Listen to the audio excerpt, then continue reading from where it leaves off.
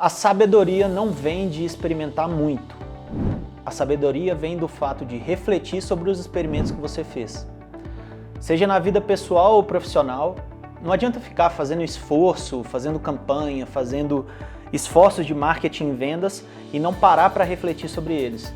E toda vez que você reflete e documenta esse aprendizado, toda vez que você inicia um plano novo, você está um pouquinho melhor e ao longo dos anos isso faz muita diferença. Nesse vídeo eu vou te mostrar uma estrutura que eu uso nas minhas empresas de 4 perguntas que ajuda a gente a entender melhor qualquer campanha de marketing, mas que também se aplica à vida pessoal.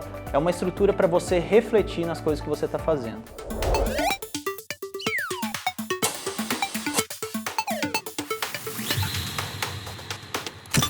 Bom, eu como empresário sempre tive muitas coisas para fazer, né? Afinal de contas, quem não está com a vida corrida aí, né? É vídeo para editar, é equipe para gerenciar, é conteúdo para fazer.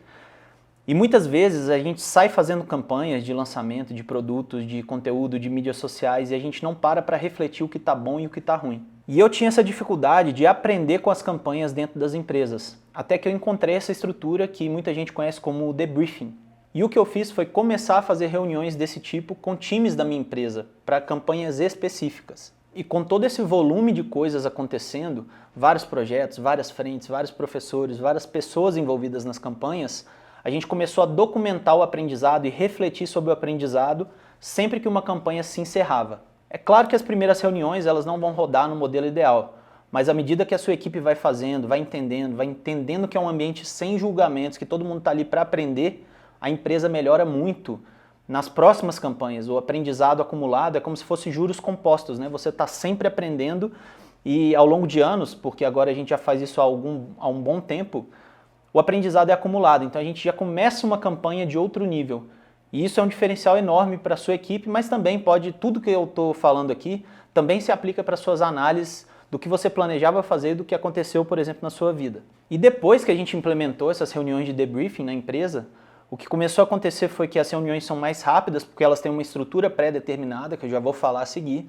As pessoas se sentiram mais abertas a mostrar os seus erros, mostrar seus pontos de evolução, entender que todo mundo está jogando como um time. E todo mundo também começou a entender que, como é uma reunião sem julgamentos, então nós sempre começamos as próximas campanhas com mais resultado. Então, como todo mundo gosta de ver resultado, as pessoas, no que a gente até chama de cultura, né, as pessoas vão se acostumando com essa cultura de refletir sobre o que foi feito e melhorar nas próximas campanhas. Então aqui vai a estrutura de 4 perguntas que compõem o debriefing. E antes de começar a falar das perguntas, aqui tem um segredo, tá? A gente tem uma porcentagem de tempo para cada uma dessas perguntas. Por quê? Geralmente numa reunião dessa, se você não configurar as regras de tempo, a reunião fica maçante, cansativa. Então se você seguir essa estrutura de tempo, você vai alocar o tempo pré-determinado para essa reunião de acordo com essas perguntas. A primeira pergunta é: o que planejávamos fazer? Nessa pergunta você vai alocar 10% do tempo da sua conversa. Para ficar mais fácil, se você tem 60 minutos de reunião, 6 minutos é para falar sobre o que vocês planejavam fazer. Então numa campanha de marketing, por exemplo, quais eram os objetivos? Qual era a hipótese? Qual era a métrica que a gente ia acompanhar? Tudo que a gente planejava fazer antes da campanha rodar. 10% do tempo é dedicado a isso. Depois, a próxima pergunta, quando a campanha já se encerrou, é o que ocorreu de fato. A gente planejava fazer, mas nem sempre as coisas saem como planejado. Na verdade, a maioria das vezes as coisas não saem como planejado. Aqui o ideal é você colocar 15% do seu tempo e discutir como a coisa aconteceu dentro da campanha. A próxima pergunta é muito importante para gerar os principais aprendizados, as principais reflexões, que é: por que aconteceu dessa maneira?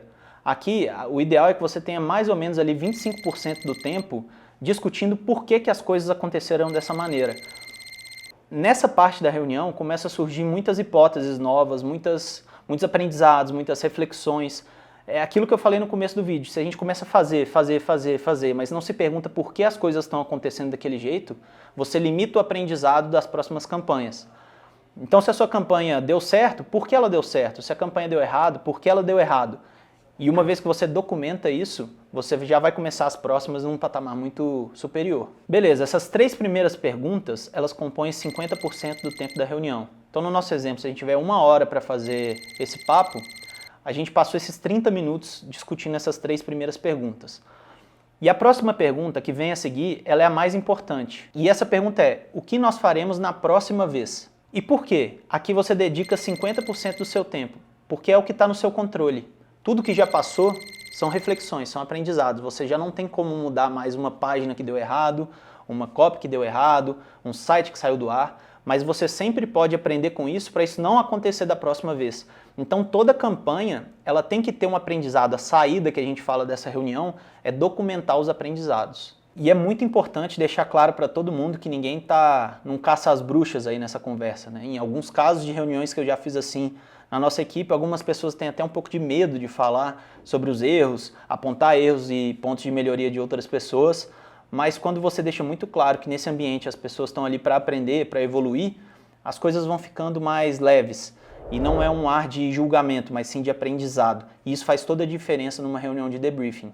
E como eu já falei anteriormente, é bom você separar um tempo para essa reunião, porque como é muita coisa para ser discutida, se não tiver um tempo, não tiver uma ordem, não tiver uma regra, é difícil cumprir o tempo e as coisas podem viajar demais, as hipóteses podem ganhar uma discussão muito mais longa do que normalmente se você colocar um cronômetro e temporizar a sua reunião, vai ficar muito mais produtivo. Afinal de contas, a gente quer fazer essas reuniões não para ficar fazendo reuniões e ter a sua agenda lotada, a gente quer fazer para aprender. Outro segredo importante de debriefing é documentar os seus aprendizados. Uma das coisas que eu costumo fazer é sempre gravar a reunião.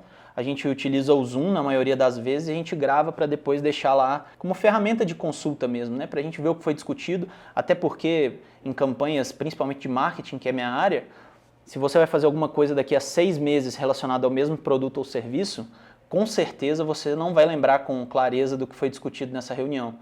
Então, além de gravar a reunião, a gente também usa os templates do Notion para documentar de forma escrita todos os aprendizados, todas as sugestões, as críticas e etc e tal. E como eu já falei em outros vídeos, é sempre importante transformar esses aprendizados em ações para as próximas campanhas.